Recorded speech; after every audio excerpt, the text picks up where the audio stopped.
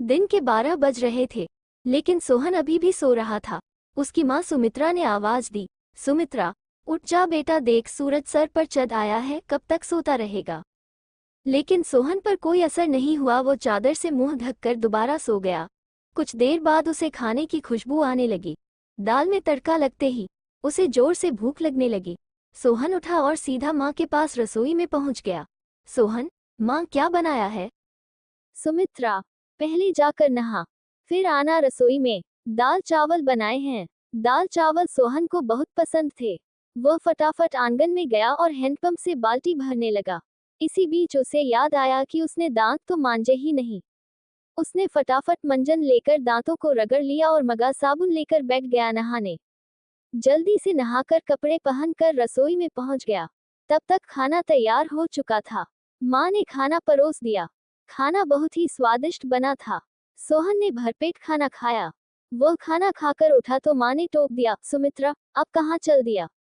सोहन, माँ लगता है खाना कुछ ज्यादा ही खा लिया, बहुत तेज नींद आ रही है, मैं तो सोने जा रहा हूँ। सुमित्रा, हे भगवान, अभी 1 घंटे पहले ही तो सोकर उठा है।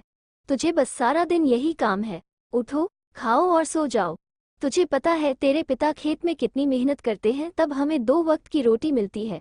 कुछ नहीं तो जाकर उनकी मदद ही कर दिया कर। उनके लिए खाना ले जा, मैं अभी तैयार कर रही हूँ।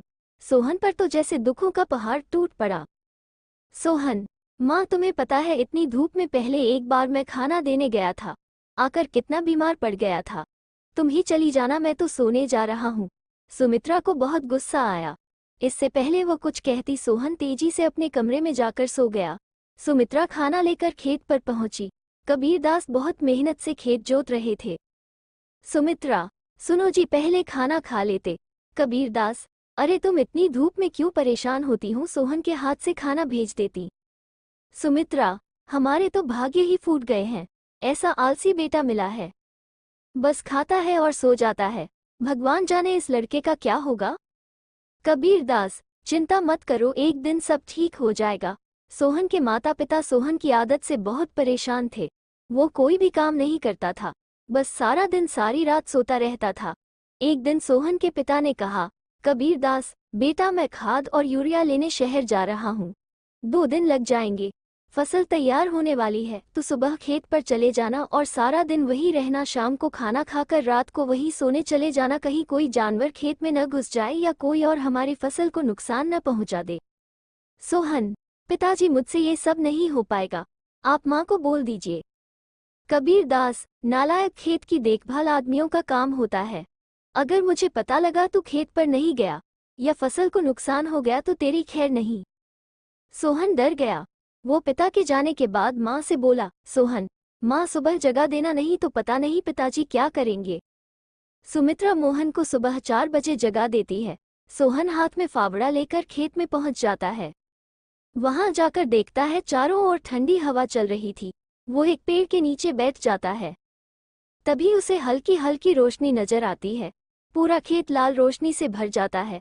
सोहन ने ये सब पहली बार देखा था। वो आश्चर्य से सब देखता रहा। कुछ ही देर में सूरज उगने लगा। ये देखकर सोहन को बहुत आश्चर्य हुआ।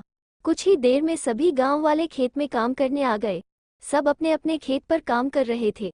सोहन पेड़ के नीचे बैठा था। तभी उसके पास के खेत से माधो काका आए। माधो काका, सोहन, मेरे खेत में पानी लग गया, अब तू अपने खेत में पानी काट ले। सोहन, काका मुझे तो कुछ पता नहीं, ये सब तो पिताजी ने कभी नहीं बताया। माधो काका, बेटा कभी पिता के साथ खेत पर आया है तो तुझे पता होगा। माधो काका ने अपने बेटे को बुलाकर पानी सोहन के खेत की ओर कर दिया। माधो काका, जब पूरा खेत भर जाए तो हमें बता देना। सोहन बैठकर देखता रहा, लेकिन सुबह जल्दी उठने के कारण उसे नींद आ गई। खेत में पानी बहुत ज्यादा भर गया। तभी माधो काका दौड़ते हुए आए। माधो काका, नालायक, यहाँ सोने आया था, अपने पिता की सारी मेहनत बर्बाद कर दी, सारी फसल नष्ट हो गई। सोहन हड़बड़ा कर उठा। उसका खेत पानी से लबालब भरा हुआ था। माधो काका ने जल्दी से पानी दूसरी ओर काटा, लेकिन तब तक बहुत देर हो चुकी थी। लगभग आधी फसल खराब हो चुकी थी। सोहन, काका अब कुछ नहीं हो सकता क्या? माधो काका, नहीं बेटा, तैयार फसल का ध्यान बच्चे की तरह रखना पड़ता है। समय से पानी देना, खाद देना, जानवरों से बचाना, इसीलिए हम दिन रात खेत पर रहते हैं। अब तो भगवान ही मालिक है। सोहन पेड़ के नीचे बैठा रोता रहा। दोपहर को सुमित्रा खाना लेकर आई। उसे सब पता लगा तो उसने भी सोहन को बहुत डांटा। शाम को सोहन घर नहीं आया, नहीं उसने खाना खाया। उसकी भूख प्यास नींद सब उड़ चुकी थी। अगले दिन जब कबीरदास घर वापस आए तो उन्होंने सोहन के बारे में पूछा। सुमित्रा ने सारी बात बता दी।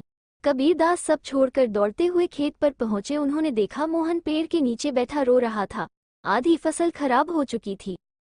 सोहन, पिताजी मुझे माफ कर दीजिए, मेरे आलस ने इतना बड़ा नुकसान कर दिया। आप चाहे तो मुझे पीट लीजिए। कबीरदास, नहीं, तुझे मारने से फसल ठीक नहीं होगी। वादा कर आज के बाद कभी आलस नहीं करेगा।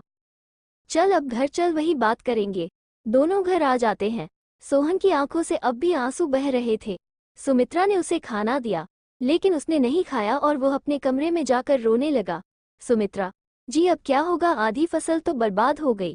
कबीरदास, सुमित्रा कोई घाटे का सौदा नहीं है। आधी फसल देकर अगर बेटा सुधर गया तो यही काफी है। कबीरदास ने सोहन को बुलाया। कबीरदास, बेटा अब तो नुकसान होना था हो गया।